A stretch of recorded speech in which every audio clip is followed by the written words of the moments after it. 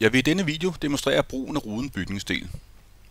Bygningsdel har to funktioner i programmet. Det ene er rent tekstmæssigt. På linjen skrive, hvad det er for en bygningsdel, man behandler, som også kommer med på udskrifter. Den anden er over for programmet at fortælle, hvad der er lofter, vægge, gulve, fodpaneler, altså det vil sige omkredsmål, fugeomkredsmål og andet, hvor man kan bruge de mål. Det første, jeg vil vise, er, hvordan man skriver en ren tekst. Det er jo bare at skrive. Jeg kan lave et vindue, og det kunne være tofas. I min dimension kunne jeg opbygge vinduet. Se videoen dimension. I behandlingen kunne jeg opbygge mine behandlinger. Se videoen behandling. I mit tillæg kunne jeg lægge et eventuelt tillæg. Igen se videoen. Beklædning er der ikke noget af.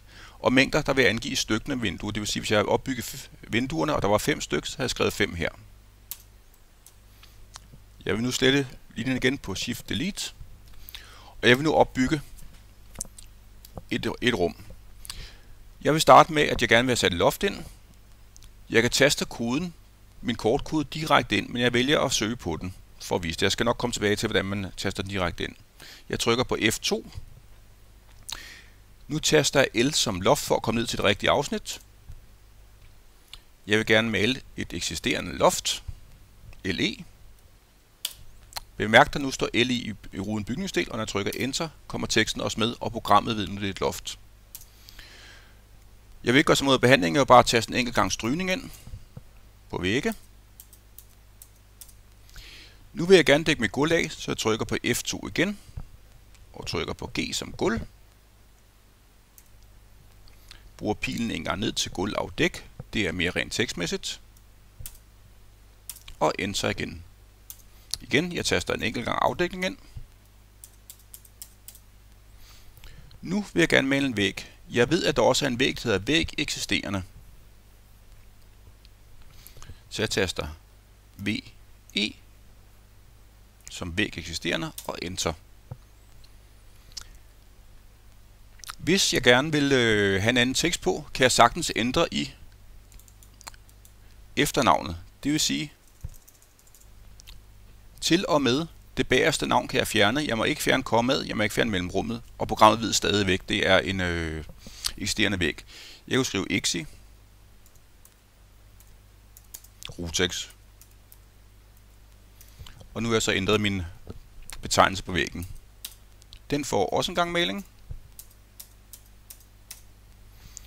Nu vil jeg gerne male et fodpanel, så jeg trykker igen på F2 og trykker på F som fodpanel. Der er fodlister, der er fodpaneler, det har samme funktion, det er omkredsmål, de måler.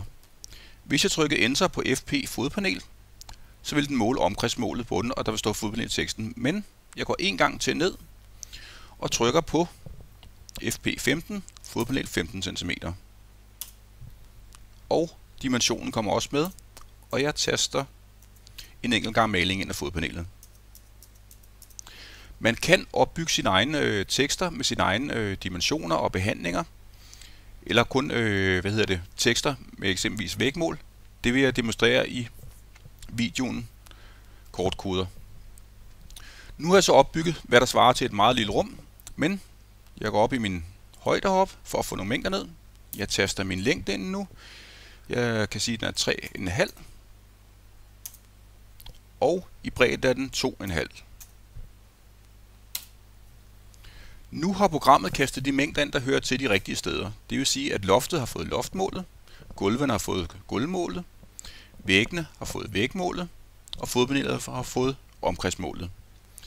Og dem kan jeg så gå over og regulere i nu, hvis der er behov for det. Der vil typisk være noget regulering i væggene. Der vil også være regulering i fodpanelet. Loftet plejer, hvis det er et firkantet rum, så er det som det skal være. Se videoen mængder for regulering af dette. Kontakt support, hvis der er spørgsmål.